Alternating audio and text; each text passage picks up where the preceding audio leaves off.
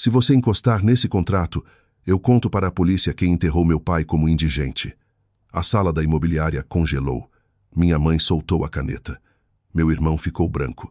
E o homem de terno, que sorria enquanto roubava nossa casa, perdeu a voz quando eu joguei na mesa uma chave enferrujada, um recibo antigo e a única prova que eles juravam ter destruído. Fica até o fim, porque essa história começa com uma expulsão e termina com uma verdade que ninguém da minha família queria ouvir. Eu me chamo Breno Duarte, tenho 32 anos, trabalho como técnico de refrigeração em Recife e durante quase metade da minha vida fui o tipo de homem que conserta tudo e não reclama de nada. Consertava freezer de mercado de madrugada, ar-condicionado de escritório no domingo, vazamento de pia na casa dos outros e, quando voltava para casa, ainda consertava o que minha própria família quebrava. Era sempre assim. Minha mãe ligava dizendo que a geladeira estava fazendo barulho. Meu irmão pedia dinheiro para pagar uma multa. Minha irmã deixava o botijão acabar e eu aparecia, com a caixa de ferramentas numa mão e o cansaço na outra.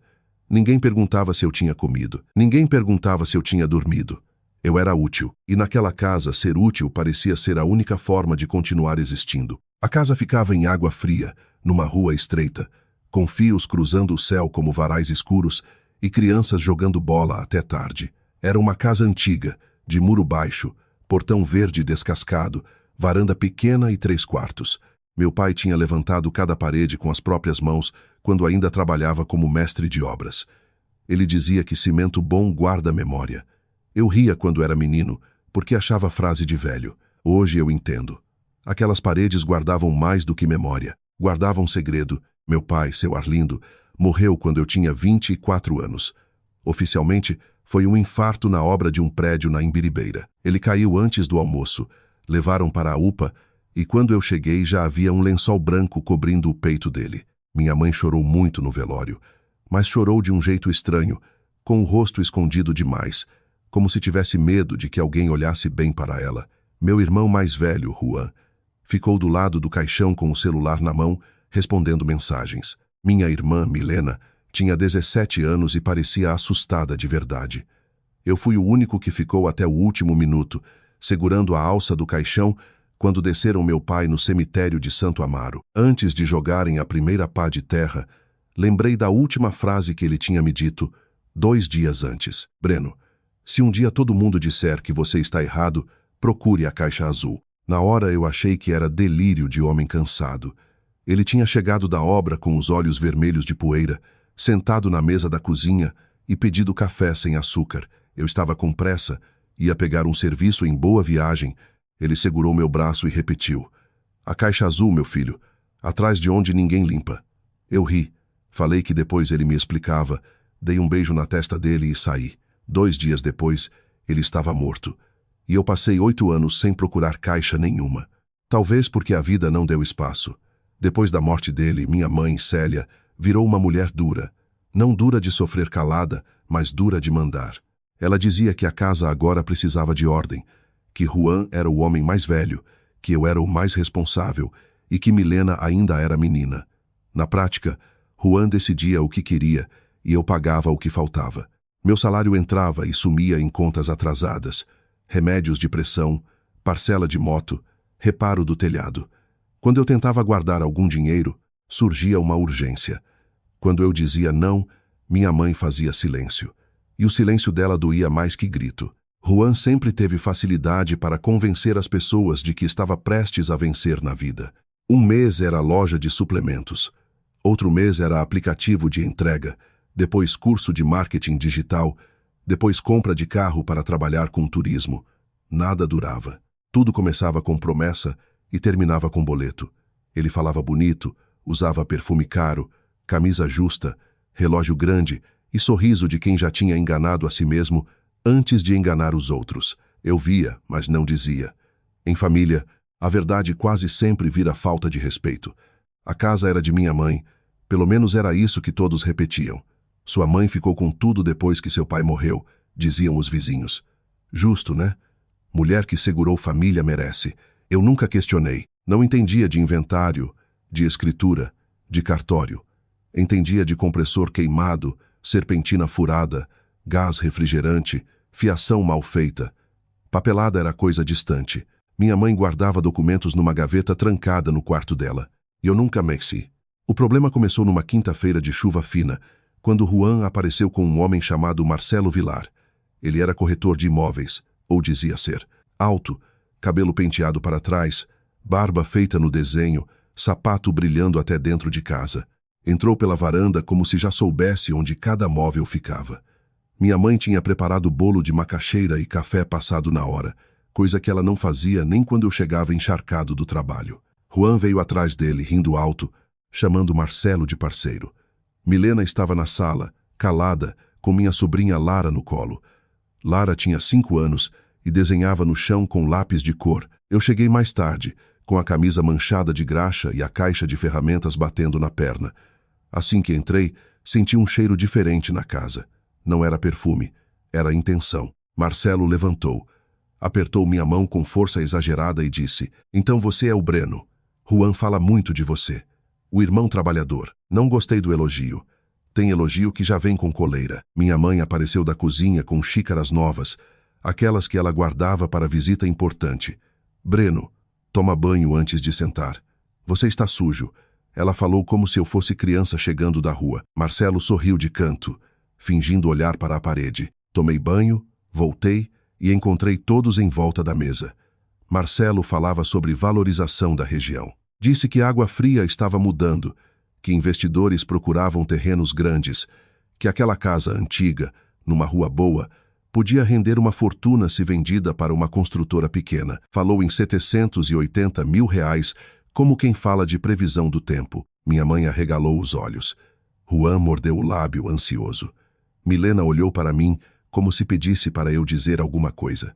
Eu disse: "Vender a casa?" Juan soltou uma risada curta. "Não começa com drama, Breno. Ninguém decidiu nada ainda. É só conversa." Marcelo levantou as mãos. Diplomático. "Exato. Só avaliação. Mas sinceramente, dona Célia, imóvel parado também dá prejuízo. Casa grande, manutenção cara, IPTU, infiltração. Às vezes o melhor é transformar parede velha em vida nova." Parede velha, vida nova. Olhei para o canto da sala onde meu pai tinha marcado nossa altura com lápis no reboco. A última marca era minha, aos 16 anos, torta, porque ele riu e empurrou minha cabeça para baixo dizendo que eu queria roubar centímetro. "Parede velha", ele disse. Minha mãe não me olhou. Ficou mexendo o café com a colher, fazendo barulho no copo. "A casa é da senhora, mãe?" Perguntei, mais para sentir a reação do que por dúvida. Ela parou a colher. "Claro que é. Seu pai deixou tudo comigo." Marcelo tomou um gole de café e desviou os olhos para o corredor. Foi rápido, mas eu vi. Ele não estava avaliando só a casa. Estava avaliando as fissuras entre nós. Naquela noite, enquanto eu trocava uma lâmpada queimada no banheiro, ouvi Juan falando baixo com minha mãe na cozinha. A porta estava encostada. O ruído da chuva ajudava, mas eu reconheci o tom dele. "Se Breno empacar, a gente resolve. Ele vive aqui de favor, mãe. Tem 32 anos. Não casou, não tem filho, não construiu nada. Vai querer travar a vida de todo mundo?" Minha mãe respondeu algo que não consegui ouvir. Juan continuou. "Marcelo disse que comprador não espera. É dinheiro de verdade. Com minha parte eu quito o pessoal, abro outro negócio. A senhora compra um apartamento pequeno. Milena se vira. E Breno? Breno sempre se vira." Eu fiquei com a lâmpada nova na mão, parado no corredor escuro. Breno sempre se vira. Era o resumo da minha vida numa frase. Nos dias seguintes, a casa mudou de temperatura. Não falo de calor, falo de clima. Minha mãe passou a reclamar do barulho da minha moto chegando tarde. Juan começou a ocupar meu quarto quando eu estava fora, dizendo que precisava de silêncio para reuniões. Minhas ferramentas, que ficavam organizadas no depósito, apareceram empilhadas na varanda, como tralha. Até minha marmita sumiu da geladeira. Quando perguntei, minha mãe disse que pensou que era resto velho e jogou fora. Era o meu almoço do dia seguinte. Milena tentava falar comigo pelos cantos. Ela era diferente de Juan, mas tinha medo. Medo da mãe, medo de ficar sem teto, medo de que Lara visse briga. Uma noite, enquanto eu ajustava a antena da televisão para minha mãe assistir novela, Milena se aproximou e falou quase sem voz. "Breno, você precisa ver os papéis da casa." Eu virei. "Que papéis?" Ela olhou para o corredor. onde minha mãe dobrava roupa. Não sei. Só ouvi Juan falando que faltava uma assinatura e que sem você seria mais fácil. Antes que eu perguntasse mais, minha mãe gritou da sala: Milena! Lara derramou suco. Milena se afastou, mas a frase ficou: faltava uma assinatura. Sem você seria mais fácil. Na sexta-feira seguinte, cheguei em casa e encontrei Marcelo medindo a fachada com uma trena digital. Juan segurava uma pasta preta. Minha mãe estava no portão, olhando para a rua, nervosa. Quando me viu, fechou o rosto. Você chegou cedo. A casa também é minha para eu chegar tarde ou cedo? Perguntei. Juan riu. Olha o fiscal. Marcelo guardou a trena e veio com sua fala lisa. Breno, estamos só levantando informações para uma proposta. Nada demais. Quero ver a escritura. O silêncio que veio depois foi mais barulhento do que qualquer discussão. Minha mãe apertou a bolsa contra o corpo. Escritura para quê? Você nunca ligou para isso. Agora liguei. Juan deu um passo na minha direção. Você está querendo atrapalhar todo mundo por birra? Quero ver a escritura. Minha mãe apontou o dedo para mim. Enquanto eu estiver viva, documento meu você não revira. Você não manda nesta casa, mas eu pago a luz. Conserto o telhado, troquei a bomba d'água, paguei 2 anos de IPTU atrasado. Nessa hora a casa também era minha, não era? O rosto dela endureceu de um jeito que eu conhecia. Ela ia dizer algo para machucar. Sempre dizia quando perdia terreno. Você pagou porque mora aqui. Não fez mais que obrigação. Homem de verdade ajuda a mãe sem ficar cobrando. Marcelo baixou os olhos, mas via a satisfação no canto da boca dele. Ele queria aquilo. Quanto mais ferida, mais fácil vender. Naquela noite, Juan entrou no meu quarto sem bater. Eu estava sentado na cama, olhando notas fiscais antigas de reparos da casa que eu tinha guardado numa pasta. Ele fechou a porta atrás de si. Vamos resolver como adulto, disse. Adulto bate antes de entrar. Ela ignorou. A casa vai ser vendida. Mãe quer, eu quero. Marcelo já tem comprador. Você não vai estragar isso. E Milena? Milena não decide nada. Ela nem tem renda. E eu decido? Ele sorriu. Você? Breno, acorda. Você é o cara que troca chuveiro. Só isso. Não confunde utilidade com importância. A frase entrou limpa, sem grito, sem sangue aparente, mas cortou fundo. Talvez porque ele falou o que todos pensavam, só que sem educação. Eu me levantei. Sai do meu quarto. Juan ficou parado, olhos estreitos. Quarto seu. Você tem certeza? Depois saiu, deixando a porta aberta. Na manhã de domingo, minha mãe fez cuscuz com ovo, café forte e colocou a mesa como se fosse dia comum. Isso me enganou por alguns minutos. Sentei, comi em silêncio. Lara brincava no quintal. Milena lavava pratos. Juan mexia no celular. Então minha mãe limpou a boca com um guardanapo e disse: Breno, você precisa sair de casa hoje. Eu olhei para ela, achando que tinha ouvido errado. Como é? Hoje. Não está dando mais. Sua presença deixa todo mundo pesado. Juan não dorme. Eu fico nervosa. Milena chora. Você virou uma nuvem dentro desta casa. Juan não levantou os olhos do celular. Marcelo não estava lá, mas parecia sentado entre nós. Eu virei uma nuvem porque pedi a escritura. Minha mãe bateu a mão na mesa. Porque você é ingrato. Porque acha que meia dúzia de conta paga te dá direito de mandar.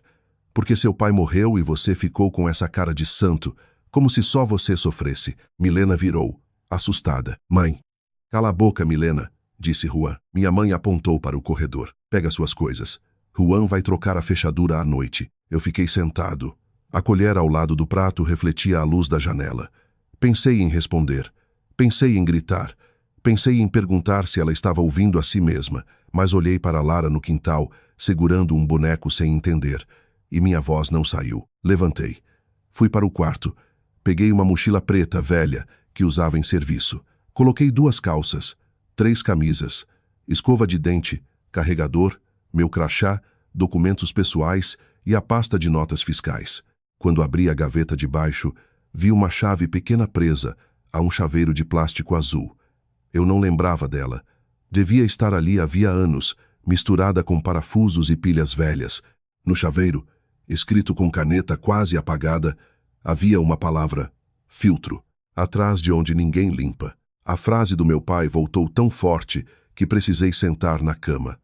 Caixa azul, atrás de onde ninguém limpa. Filtro. Na casa havia um filtro antigo de barro, quebrado, guardado no quartinho dos fundos, junto com tinta velha, telhas e coisas que ninguém jogava fora por preguiça. Eu podia ir lá, mas ouvi Juan no corredor. Anda logo, Breno. Não leva a ferramenta da casa. Guardei a chave no bolso. Peguei a mochila e saí. Minha mãe estava na sala, braços cruzados. Milena chorava em silêncio perto da pia. Juan abriu o portão antes de mim, como quem facilita a saída de um entregador. Quando passei, ele falou baixo. Não faz cena. Vizinho adora fofoca. Eu parei no portão e olhei para minha mãe. A senhora tem certeza? Ela não piscou. Tenho. Então fui embora. Sem bater porta, sem maldição, sem discurso. Só fui. Caminhei até a avenida com a mochila nas costas, sentindo o sol de Recife bater no rosto como tapa. Domingo de manhã, cheiro de pão, ônibus passando cheio, gente voltando da feira. A cidade não parou para ver um filho sendo expulso da própria história. Liguei para Jonas, meu amigo de infância, hoje dono de uma pequena oficina de motos em Casa Amarela. Ele atendeu no terceiro toque. Fala, Breno, posso dormir aí uns dias? Ele ficou quieto um segundo. Sua mãe? Depois conto. Vem. A rede está livre. Jonas morava nos fundos da oficina, num quarto simples com banheiro, fogão de 2 bocas e um ventilador que fazia mais barulho que vento. Quando cheguei, ele não fez pergunta. Apontou a rede, me deu uma toalha e colocou água para ferver. Só depois, sentado numa cadeira de plástico com café em copo americano, eu contei tudo. Ele ouviu inteiro, coçando a barba.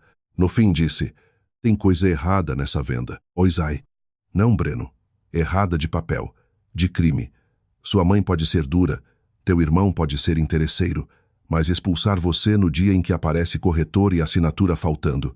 Isso tem cheiro. Eu tirei do bolso a chave azul. Meu pai falou de uma caixa antes de morrer. Acho que sei onde está. Jonas se inclinou. Então por que você está aqui tomando café? Voltamos a casa quase meia-noite. Eu não queria confronto. Jonas insistiu em ir comigo.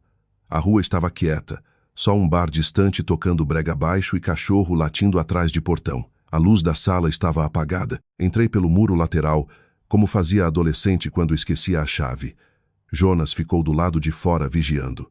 O quartinho dos fundos tinha uma janela basculante quebrada que eu mesmo nunca consertei. Empurrei, passei o braço e abri o trim. O cheiro de mofo me bateu na cara.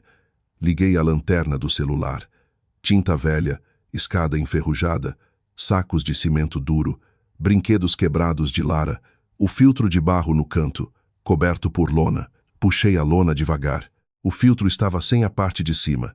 Dentro dele havia poeira, barata morta e uma tampa de madeira improvisada.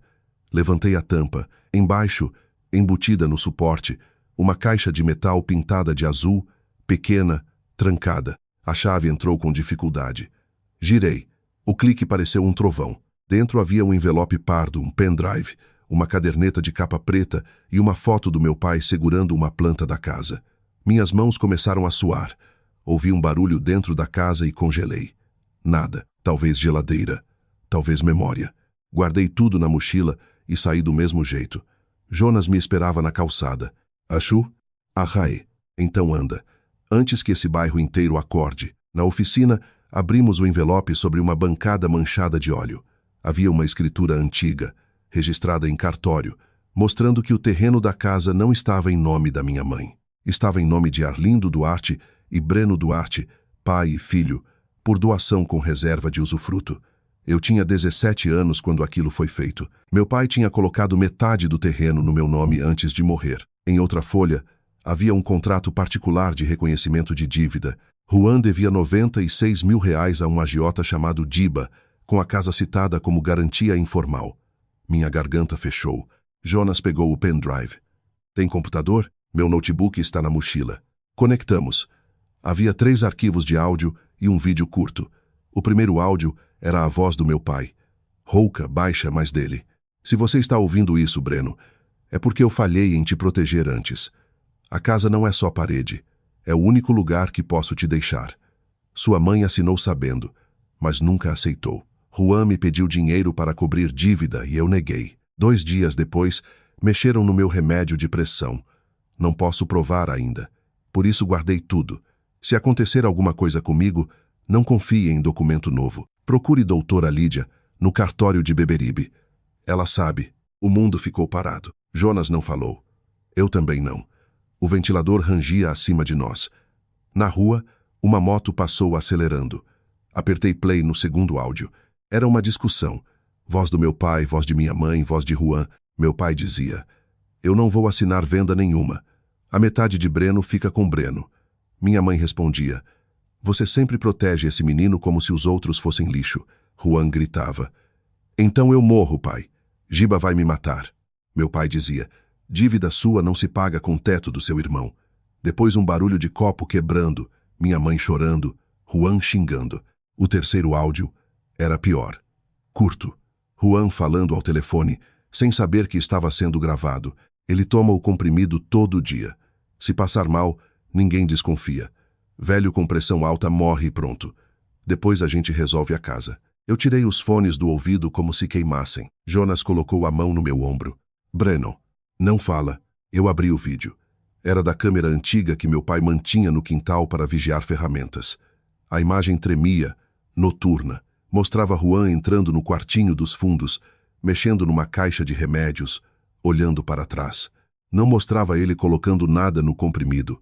Não era a prova completa, mas era suficiente para abrir uma porta que minha família tinha mantido fechada por 8 anos. Naquela noite eu não dormi. Fiquei sentado na rede, olhando a escritura e ouvindo de novo a voz do meu pai. Metade da casa era minha. Talvez a morte dele não tivesse sido só destino. Minha mãe sabia da doação.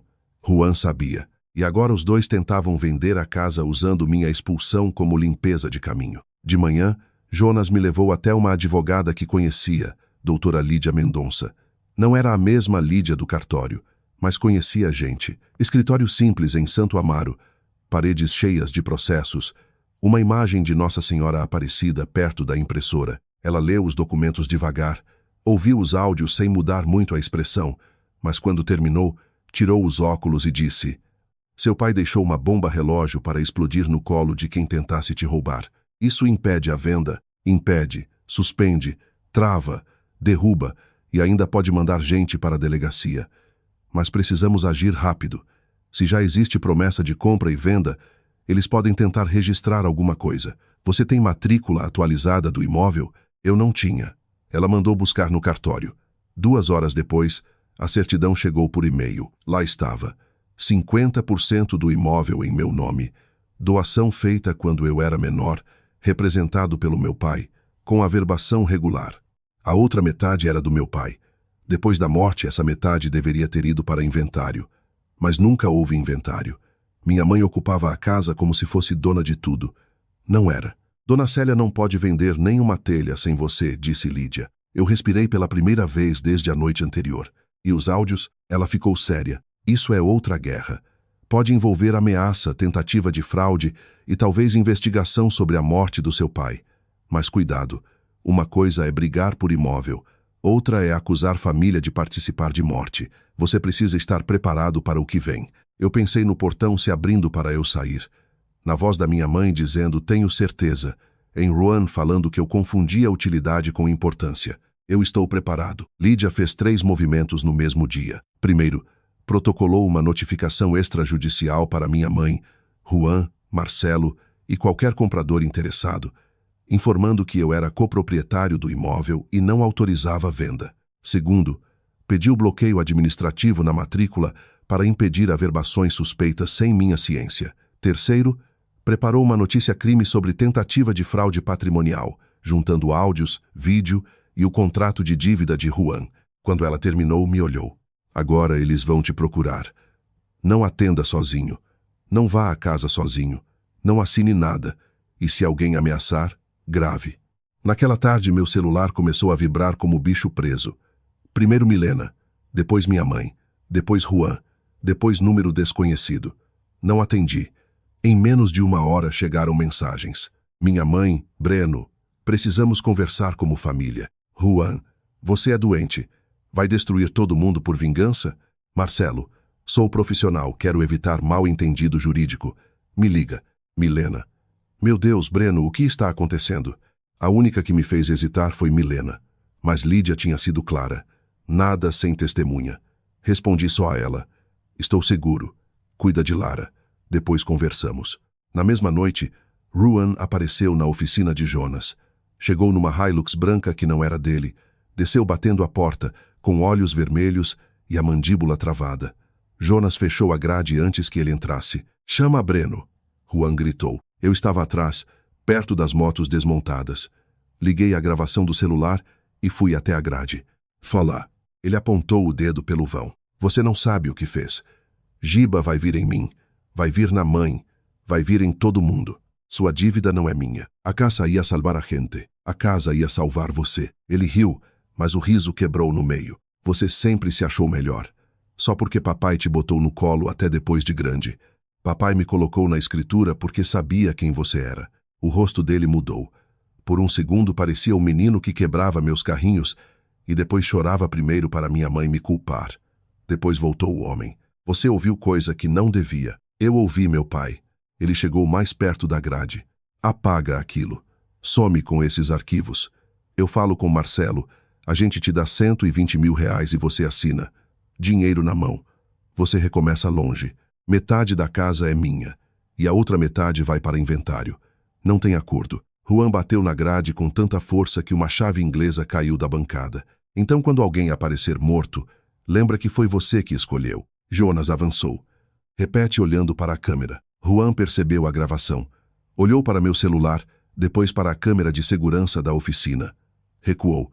Entrou na Hilux e foi embora cantando o pneu. No dia seguinte, doutora Lídia anexou a ameaça ao processo e pediu medida protetiva patrimonial e pessoal. Eu nunca tinha ouvido essa expressão, mas gostei do som.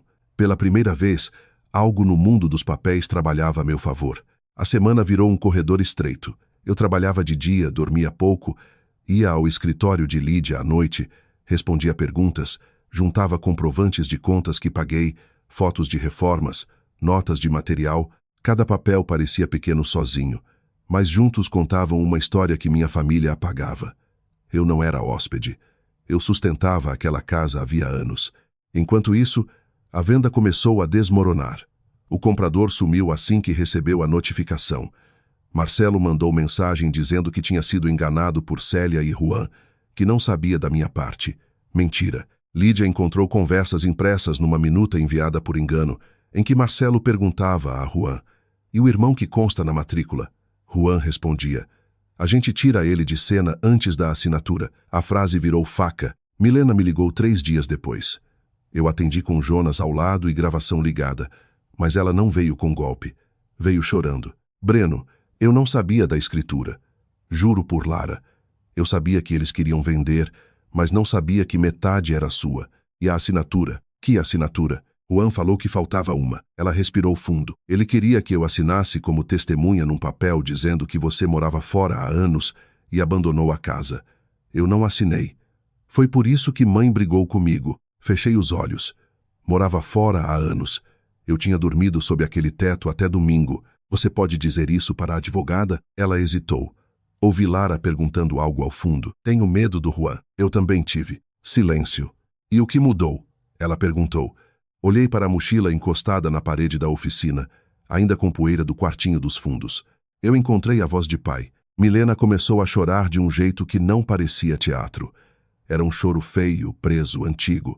Depois disse que iria ao escritório no dia seguinte. Ela foi. Levou Lara junto, porque não tinha com quem deixar.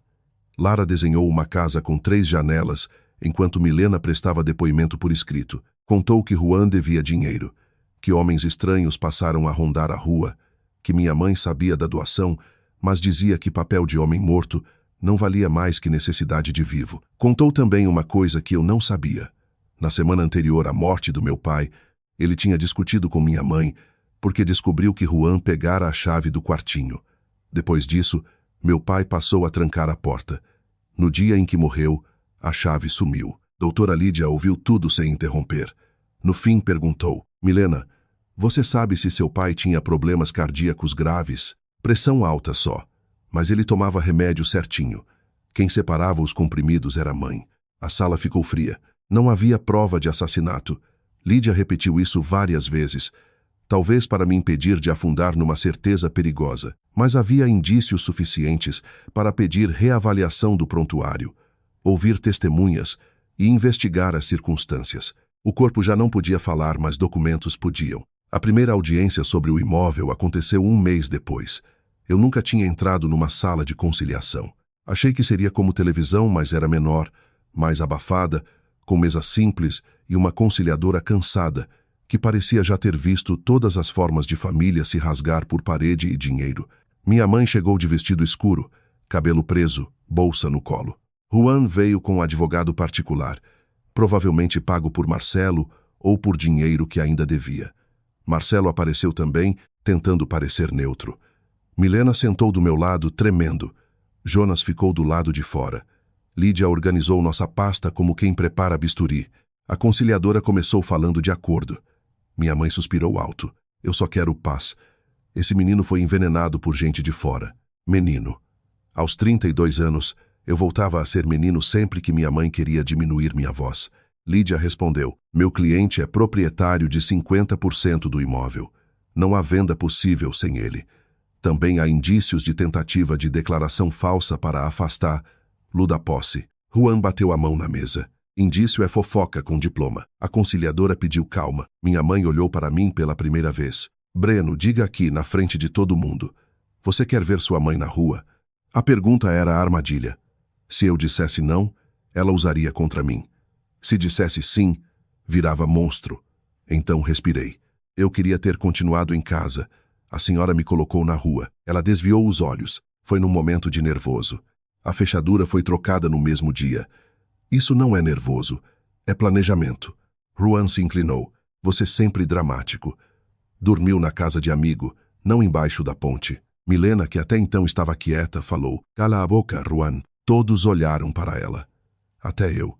Minha irmã, pequena na cadeira, segurou a bolsa com força e continuou: você queria que eu mentisse dizendo que Breno abandonou a casa. Você sabia que ele morava lá. Todo mundo sabia. Juan ficou vermelho. Você vai ficar do lado dele agora? Vou ficar do lado da verdade. Pela primeira vez, minha mãe fechou os olhos, como se aquela frase dosse mais do que os documentos. Lídia colocou a matrícula do imóvel na mesa. Depois a minuta de venda. Depois a conversa em que Marcelo mencionava meu nome. Depois as gravações das ameaças transcritas. Cada papel tirava um pouco do ar da sala. Marcelo suava na testa. O advogado de Juan pediu suspensão para analisar documentos. A conciliadora encerrou sem acordo. No corredor, minha mãe tentou segurar meu braço. Breno, pelo amor de Deus, você não sabe quem está por trás dessa dívida. Juan errou, mas é seu irmão. Eu olhei para a mão dela no meu braço. Era a mesma mão que tinha apontado para o corredor, mandando eu pegar minhas coisas. Pai também era família. Ela soltou meu braço como se eu tivesse queimado. Não fala do seu pai. Por quê? Ele pode responder? O rosto dela perdeu cor. Juan ouviu de longe e veio rápido. Cuidado com o que você insinua. Eu não estou insinuando. Estou entregando os áudios para a polícia. Eles que perguntem. Minha mãe levou a mão à boca. Foi o primeiro gesto dela que pareceu medo de verdade. Na semana seguinte, a polícia chamou Juan para prestar depoimento. Não foi preso, não ainda. Mas o efeito foi imediato. Giba, o agiota, apareceu na história como sombra. 2 homens de moto rondaram a oficina de Jonas. Fiz boletim de ocorrência. Lídia pediu reforço da medida. Jonas colocou outra câmera na entrada e dormiu com um pedaço de cano perto da cama. Eu odiei ter levado perigo para ele, mas ele só disse: família a gente escolhe também, Breno. E eu escolhi não deixar você apanhar sozinho. Essa frase me desmontou mais que muita crueldade, porque eu estava acostumado a ser necessário, não escolhido. O caso do imóvel avançou mais rápido do que o da morte do meu pai. O juiz reconheceu minha copropriedade e proibiu qualquer negociação sem minha assinatura. Determinou o inventário da parte de meu pai e exigiu prestação de contas dos aluguéis informais que Juan tinha recebido de um quartinho nos fundos, coisa que eu também não sabia. Sim, enquanto eu pagava a conta de luz, Juan alugava o quartinho para um conhecido guardar mercadoria e embolsava R$ 600 por mês. Até nisso havia mentira pequena sustentando mentira grande. Minha mãe tentou uma última manobra. Disse que eu era agressivo, que ela me expulsou por medo, que eu quebrava coisas dentro de casa. Lídia pediu provas. Minha mãe levou fotos de uma porta quebrada. Eu reconheci na hora. Era a porta do banheiro que eu mesmo arrombei quando Lara ficou presa chorando lá dentro, 2 anos antes. Eu tinha consertado depois. Milena confirmou. A mentira morreu na mesa. Mas o golpe mais pesado veio de onde eu menos esperava. O laudo complementar sobre a morte do meu pai. Não conclusivo, dizia Lídia. Nada que colocasse alguém atrás das grades imediatamente. Porém, o perito apontou inconsistências no atendimento. Combinação de medicação incompatível e ausência de receita para um dos comprimidos encontrados no porta-remédios dele. Um comprimido que meu pai não deveria tomar. Um comprimido que poderia derrubar a pressão de alguém já debilitado. Quando li aquilo, fiquei sem chão. Não era uma prova final, mas era uma fresta. E às vezes uma fresta basta para a luz entrar onde todo mundo jurava que era a parede. Juan negou tudo. Disse que o áudio era brincadeira, que falava de susto, não de remédio. Disse que meu pai era paranoico. Disse que eu tinha manipulado o arquivo, mas a perícia confirmou que os áudios não tinham cortes aparentes. Marcelo, tentando salvar a própria pele, entregou conversas com Juan em que ele falava: a velha não segura pressão se a polícia reabrir coisa antiga. A velha era minha mãe. A polícia entendeu que havia medo ali. Quem tem medo sabe de alguma coisa. Minha mãe foi chamada para depor. Eu não estava na sala, mas Lídia me contou depois. Ela entrou firme e saiu menor. Não confessou crime, mas admitiu que sabia da doação. Admitiu que assinou como ciente quando meu pai passou metade para mim. Admitiu que nunca me contou porque achava injusto. Breno sempre foi o preferido dele, disse. Essa frase no depoimento explicou mais do que ela imaginava. Não era só dinheiro, era rancor antigo, fermentado por anos, até virar plano. A audiência principal do imóvel foi marcada para uma manhã de sol estourado. Recife parecia ferver. Cheguei de camisa simples, calça escura, a pasta azul do meu pai dentro da mochila. Sim, agora ela era minha pasta azul. Não era bonita, não era nova, mas carregava a diferença entre ser varrido e ficar de pé. Minha mãe chegou com Milena? Não, Milena veio comigo. Minha mãe veio com Juan. A divisão estava desenhada antes de qualquer palavra. Na sala, o juiz pediu objetividade. Lídia foi objetiva como lâmina. Mostrou a matrícula, mostrou a doação, mostrou que minha mãe ocultou a informação por 8 anos, mostrou a tentativa de venda, mostrou a minuta que previa pagamento de sinal de R$80 mil diretamente a Juan, antes mesmo de qualquer registro. Mostrou minha expulsão 4 dias antes da assinatura marcada no cartório. Mostrou mensagens de Juan, dizendo que eu precisava estar fora de circulação, não precisava enfeitar. A cronologia já era um soco. O advogado de minha mãe tentou pintar tudo como conflito doméstico. Disse que família fala coisas no calor do momento, que eu era ressentido, que a venda seria para ajudar todos. Então o juiz perguntou, se era para ajudar todos, por que o proprietário de 50% não foi informado? Ninguém respondeu. Juan olhou para a mesa. Minha mãe mexeu na aliança antiga, a mesma que ainda usava depois da morte do meu pai. Marcelo pediu para falar e tentou se colocar como vítima. Disse que confiou nas declarações de Célia e Juan. Lídia apresentou a conversa em que ele perguntava sobre mim. Ele calou. Milena prestou depoimento. A voz tremia, mas ela não recuou. Disse que me viu ser expulso. Disse que a fechadura foi trocada. Disse que Juan tentou fazer lá assinar declaração falsa. Disse que minha mãe sabia que eu pagava contas e reparos. Quando o advogado perguntou se ela estava brigada com a mãe, Milena olhou para minha mãe e respondeu: eu estou cansada de ter medo dela. É diferente. Minha mãe chorou. Pela primeira vez, chorei junto por dentro. Não porque senti pena, mas porque vi o tamanho do estrago. Uma mulher pode passar a vida dizendo que segura a família, quando na verdade segura todo mundo pelo pescoço. O juiz decidiu naquele dia apenas a parte urgente. Reconheceu formalmente minha posse e copropriedade, anulou qualquer instrumento de venda assinado sem minha participação, proibiu minha mãe e Juan de alterar fechaduras ou impedir meu acesso e determinou que a casa permanecesse indisponível até o fim do inventário. Também encaminhou cópias ao Ministério Público por suspeita de fraude. Não era o fim de tudo, mas era o fim da mentira principal. Eu não era a favor na casa. Eu era dono de metade dela. Quando saímos, o corredor estava cheio de gente com pastas, vidas amassadas em papel. Minha mãe me chamou. Breno. Parei. mas não me aproximei. Ela parecia envelhecida. Talvez fosse a luz. Talvez fosse a verdade. Você conseguiu. Está satisfeito? A pergunta veio amarga, mas eu não aceitei o veneno. Não. Satisfeito eu estaria se pai estivesse vivo, se a senhora tivesse me contado a verdade, se Juan tivesse pago a própria dívida, se eu não tivesse saído de casa com 2 calças numa mochila. Isso aqui não é satisfação, é reparo. Ela abriu a boca, fechou. Juan puxou o braço dela. Vamos embora, mãe. Ele gosta de plateia. Eu olhei para ele. Você confundiu silêncio com fraqueza por tempo demais. Ele veio para cima, mas parou quando viu 2 seguranças do fórum olhando. Pela primeira vez na vida, Juan parou porque havia consequência. Voltei a casa 2 dias depois, com ordem judicial, chaveiro e Jonas. O portão verde estava mais descascado. A fechadura nova brilhava como desaforo. O chaveiro abriu.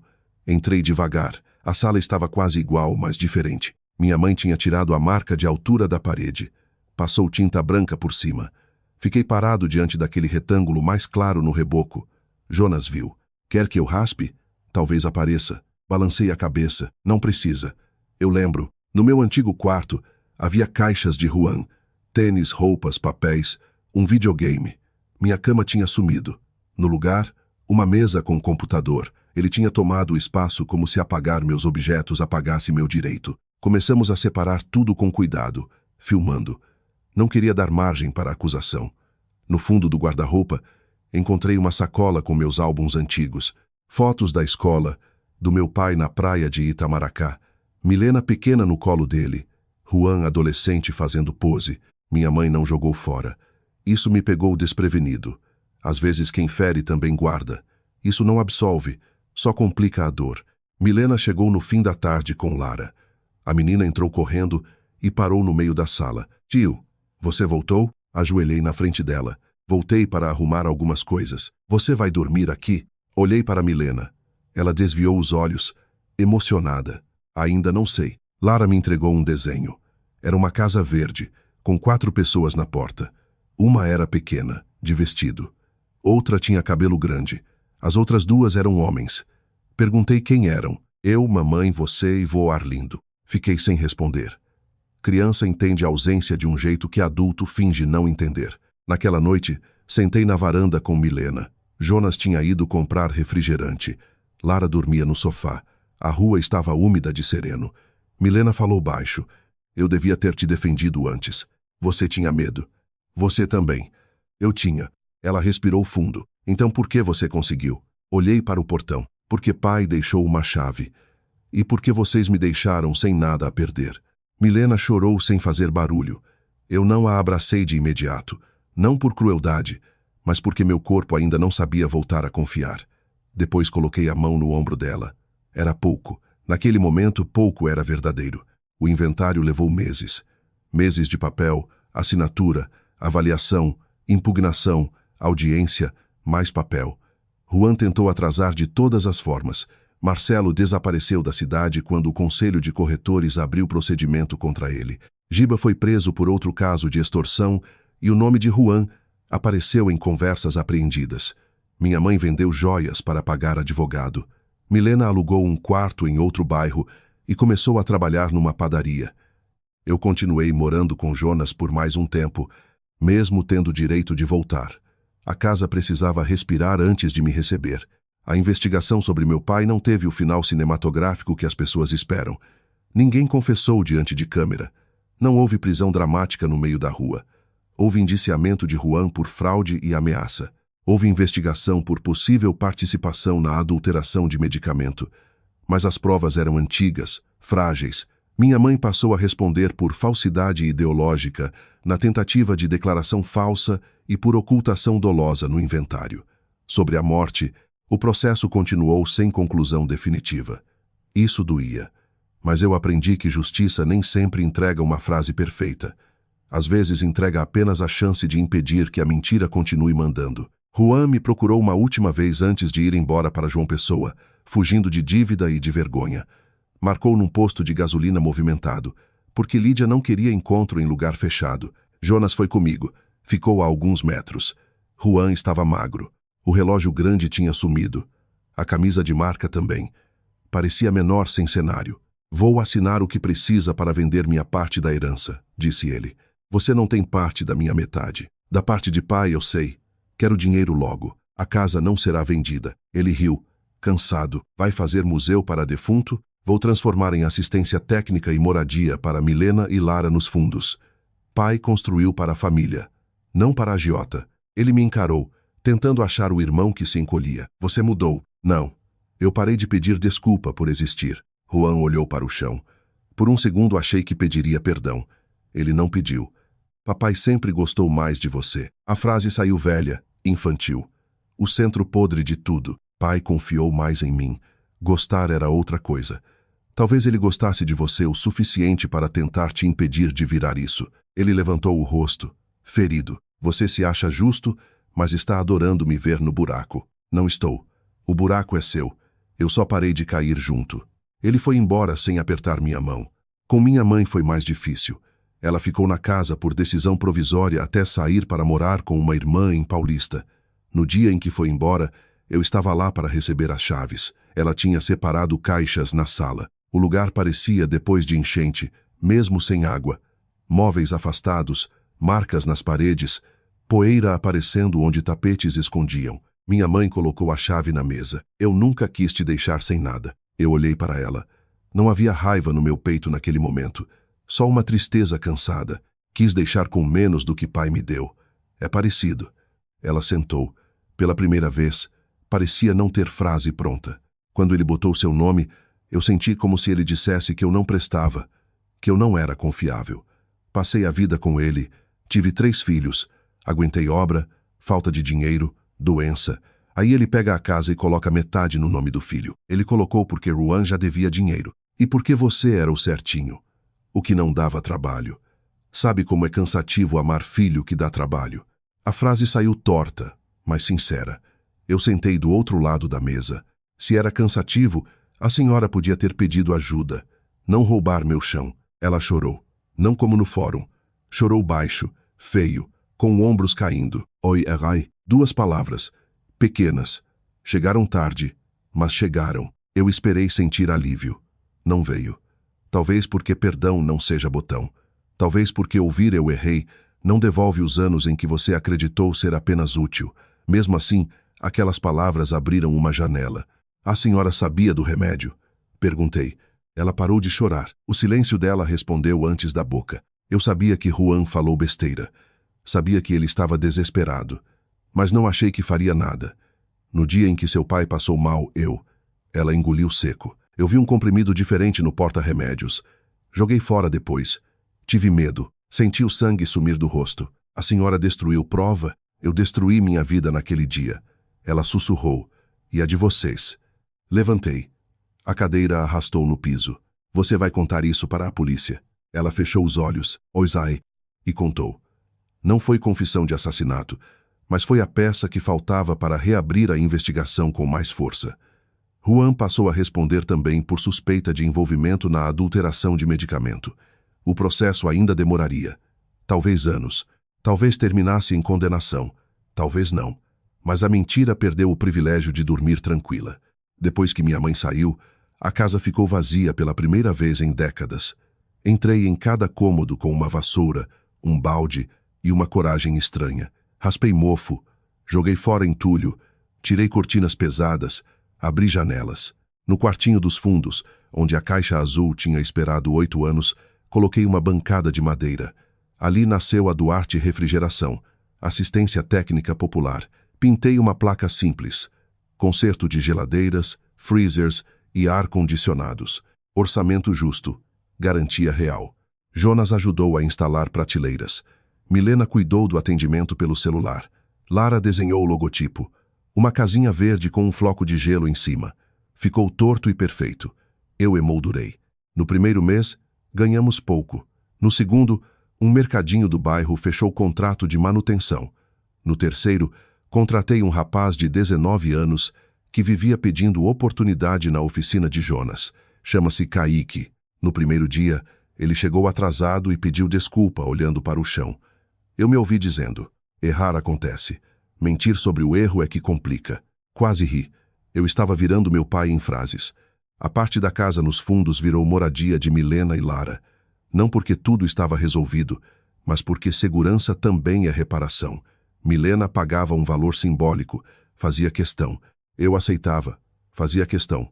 Ajuda sem limite vira dívida invisível. A gente estava aprendendo a não repetir a família que nos quebrou. Minha mãe foi morar com tia Sônia. Às vezes mandava mensagem. No começo eu não respondia. Depois respondi uma ou outra. Nada profundo. Como está Lara? Está bem. Você está se alimentando? Estou. Pequenas pontes, sem pressa. Ela foi à delegacia, prestou novos depoimentos, entregou documentos que ainda guardava. Talvez por medo, talvez por culpa, talvez por amor atrasado. Eu parei de tentar nomear tudo. 1 ano depois da expulsão, fizemos uma pequena inauguração oficial da assistência. Pus uma mesa na varanda com bolo de rolo, coxinha, refrigerante e café. Vizinhos vieram. Jonas fez discurso mesmo eu pedindo para não fazer. Milena chorou. Lara correu com balões verdes. No fim da tarde, quando o movimento baixou, encontrei a foto do meu pai na planta da casa e coloquei na parede, ao lado da chave azul. Fiquei olhando para as duas coisas, a foto e a chave. Meu pai não conseguiu me proteger de tudo. Nenhum pai consegue. Mas deixou um caminho, uma frase, uma caixa, uma prova. Às vezes amor não chega como abraço. Às vezes chega como documento escondido dentro de um filtro quebrado, esperando o dia em que você finalmente entende. Naquela noite, quando todos foram embora, sentei sozinho na varanda. A rua estava mais silenciosa. O portão verde agora tinha tinta nova, mas mantive uma pequena parte descascada por dentro, escondida, só para lembrar. O celular vibrou. Era a mensagem de Juan, de um número novo. Breno, eu sonhei com pai. Ele não falou comigo. Li 2 vezes. Não respondi na hora. Fiquei olhando para a tela até ela apagar. Depois escrevi. Talvez porque agora seja sua vez de falar a verdade. Envié. Ele não respondeu. Algumas histórias não terminam com abraço. Algumas terminam com uma casa aberta, mas não para todos. Terminam com uma chave na parede, uma oficina funcionando, uma criança dormindo segura no quarto dos fundos, uma mãe aprendendo tarde que sangue não autoriza traição e um filho entendendo que sair de casa não foi derrota. Foi o caminho que restava para voltar como dono da própria voz. E se você me perguntar se eu perdoei, eu digo a verdade. Ainda não sei. Perdoar não é esquecer, nem fingir que não doeu. Também não é deixar a pessoa voltar para o mesmo lugar com a mesma faca. Talvez um dia eu consiga olhar para minha mãe sem sentir o portão fechando atrás de mim. Talvez um dia Milena consiga falar de Juan sem tremer.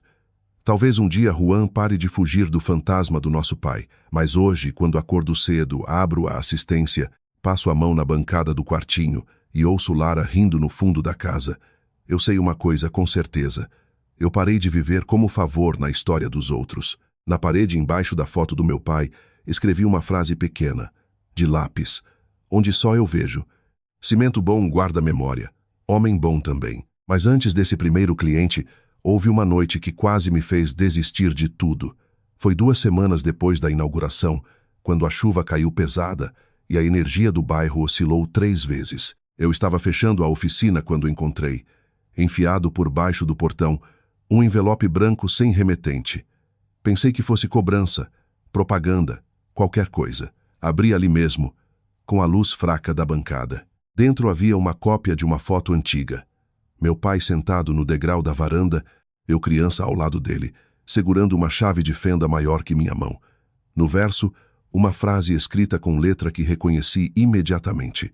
Era da minha mãe. Ele te ensinou a consertar coisas porque sabia que um dia nós quebraríamos você. Fiquei muito tempo parado, com a foto molhando na minha mão. A chuva batia no telhado de zinco do quartinho, fazendo aquele barulho de panela cheia de pedra.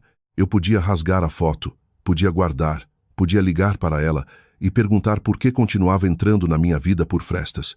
Não fiz nada. Só sentei na cadeira de plástico e chorei de um jeito silencioso, sem cena, sem plateia. Chorei não pela casa, não pelo dinheiro, não pelo processo. Chorei pelo menino da foto, que ainda acreditava que família era o lugar onde a gente podia errar sem ser vendido. No dia seguinte, levei a foto para Milena. Ela segurou com as 2 mãos, como se fosse frágil demais. Mãe mandou, a letra é dela. Milena leu a frase e fechou os olhos. Ela está tentando pedir perdão do único jeito que sabe, sem encarar. Isso muda alguma coisa? Minha irmã demorou. Muda que ela sabe. Não muda o que ela fez. Era uma resposta justa. E eu estava aprendendo que justiça, às vezes, é simplesmente não deixar uma emoção apagar a outra. Eu podia sentir pena da minha mãe e ainda assim manter a distância. Podia lembrar que Juan foi meu irmão antes de ser ameaça e ainda assim não abrir a porta para ele. Podia amar a casa e ainda assim reformá-la, tirando dela o cheiro de medo. A reforma mais difícil foi o quarto do meu pai. Ele tinha virado depósito de culpa. Caixas velhas, documentos, roupas que ninguém teve coragem de doar. Uma mala com ferramentas antigas. Passei uma tarde inteira ali. Cada objeto puxava uma lembrança. Um boné manchado de cimento. Uma trena amarela. Um rádio pequeno que ele levava para a obra. Dentro da mala, encontrei um caderno de capa dura. Não era diário, não exatamente. Era um caderno de medidas, contas, desenhos de parede, orçamentos. Entre uma página e outra, ele escrevia frases soltas. Breno observa antes de responder. Isso salva homem de muita besteira. Juan corre para o brilho. Tenho medo do escuro que vem depois. Célia me ama, mas ama mais vencer. Sentei no chão com o caderno aberto. Meu pai não era santo. Ele via tudo. Talvez não tenha conseguido impedir, mas via. Aquilo me deu uma paz estranha. Durante anos, achei que eu tinha sido invisível dentro de casa, mas para ele eu não era. Ele me observava consertando tomadas, carregando compras, calando respostas. Ele sabia, e do jeito bruto dele, tentou deixar no papel aquilo que não conseguiu dizer na mesa. Na última página havia um desenho da casa dividida em duas cores. Na parte da frente ele escreveu: trabalho. Nos fundos, moradia de quem precisar recomeçar. Embaixo uma conta simples: material, telha, piso, elétrica, pintura. Ao lado um valor estimado: R$ 38 mil. Sorri sozinho. Meu pai tinha planejado a assistência antes de mim, ou talvez eu apenas tivesse seguido o caminho que ele desenhou sem saber. Mostrei o caderno a Jonas. Ele folheou devagar, depois assobiou. Seu velho era mais estrategista que advogado. Era mestre de obras. Mesma coisa. Um constrói parede, o outro constrói saída. A partir daquele dia, decidi terminar o projeto do jeito que ele imaginou. Não uma oficina improvisada, mas um lugar de recomeço. Chamei Kaique para aprender comigo de verdade, não só carregar ferramenta. Fiz parceria com um mercado pequeno para receber equipamentos usados e recuperar quando possível. Milena criou uma agenda no celular e começou a mandar mensagem para clientes depois do serviço, perguntando se estava tudo funcionando. Coisa simples, mas ninguém no bairro fazia. Em pouco tempo, a assistência deixou de ser só minha defesa contra o passado e virou futuro. O dinheiro entrou devagar. No primeiro contrato maior, R$ 12 mil parcelados pela manutenção de freezers de uma padaria, eu quase liguei para meu pai. A mão foi ao bolso antes de eu lembrar. Em vez disso, comprei tinta, lâmpadas novas e uma placa decente. Também separei uma parte para pagar terapia para Milena. Ela resistiu, disse que não precisava. Eu respondi: a gente passou a vida consertando coisa quebrada com fita isolante. Tem coisa que precisa de profissional. Ela riu chorando. Aceitou. Eu também comecei terapia, escondido no começo, como se fosse vergonha. Depois parei de esconder. Aprendi a dizer frases que antes pareciam impossíveis. Isso me machucou. Eu não quero falar agora, não vou emprestar dinheiro. A primeira vez que disse não para um primo pedindo R$ 2 mil, fiquei com culpa por 3 dias. Depois percebi que o mundo não acabou. Só a velha versão de mim perdeu mais um pedaço. Meses depois, minha mãe pediu para visitar a casa. Não pediu para voltar. Pediu para ver. Pensei uma semana antes de responder.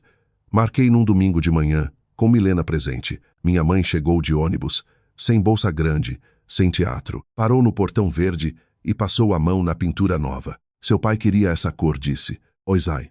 Ela entrou devagar. Olhou a oficina, a bancada, a foto na parede, a chave azul. Quando viu a frase de lápis embaixo da foto, levou a mão à boca. Não chorou. Talvez já tivesse chorado tudo antes de vir. Lara apareceu correndo e parou, sem saber se abraçava a avó. Milena ficou tensa. Minha mãe se abaixou. Oi, minha pequena. Lara olhou para mim, pedindo permissão sem palavras. Eu assenti. Ela abraçou a avó rápido, depois voltou para perto da mãe. Até criança sabe medir distância quando adulto quebra confiança. Minha mãe caminhou até o quartinho dos fundos, agora limpo, com ferramentas penduradas e cheiro de óleo novo. Tocou na bancada. Foi aqui? A caixa estava dentro do filtro. Ela fechou os olhos. Eu procurei essa caixa depois que seu pai morreu. Juan também. Nunca achamos. A sinceridade dela não veio bonita. Veio feia, como quase toda a verdade tardia. Milena respirou fundo, mas não falou. Eu perguntei, por que não contou antes? Minha mãe abriu os olhos. Porque contar significava admitir que eu tinha deixado tudo acontecer. Enquanto ninguém sabia, eu podia fingir que era só azar, só destino, só família tentando sobreviver. Quando você achou, acabou meu esconderijo. Não havia resposta para isso. Havia apenas o peso. Antes de ir embora, ela tirou da sacola um objeto embrulhado num pano. Era a trena amarela do meu pai, aquela que eu tinha visto no quarto, mas pensei que estava quebrada e deixei numa caixa. Ela tinha mandado consertar. Entregou para mim. Ele dizia que medida errada derruba parede boa. Segurei a trena. Pesava pouco, mas minha mão tremeu. Obrigado. Minha mãe assentiu. No portão parou e disse sem olhar para trás. Eu não vou pedir para voltar. Só queria ver se você conseguiu ficar. Depois foi embora. Não houve abraço. Não houve música. Mas quando o ônibus dela virou a esquina, percebi que eu não estava esperando ela desaparecer para respirar. Eu já estava respirando antes. Na manhã seguinte, apareceu o primeiro cliente antes das 7. Uma senhora com um ventilador quebrado e uma sacola de moedas. Ela perguntou se eu podia consertar barato porque o calor estava demais. Peguei o ventilador, girei a hélice, ouvi o motor preso. Posso tentar, falei. Ela sorriu aliviada. Enquanto eu abria a carcaça, o sol entrou pela varanda e bateu na chave azul pendurada na parede. Por um segundo ela brilhou. Não como tesouro, como aviso. Existem portas que só abrem quando a gente para de implorar por lugar e decide defender o chão que sempre foi nosso. Se essa história mexeu com você, comenta o que faria no lugar de Breno. Deixa o like, se inscreve no canal e acompanha a próxima história.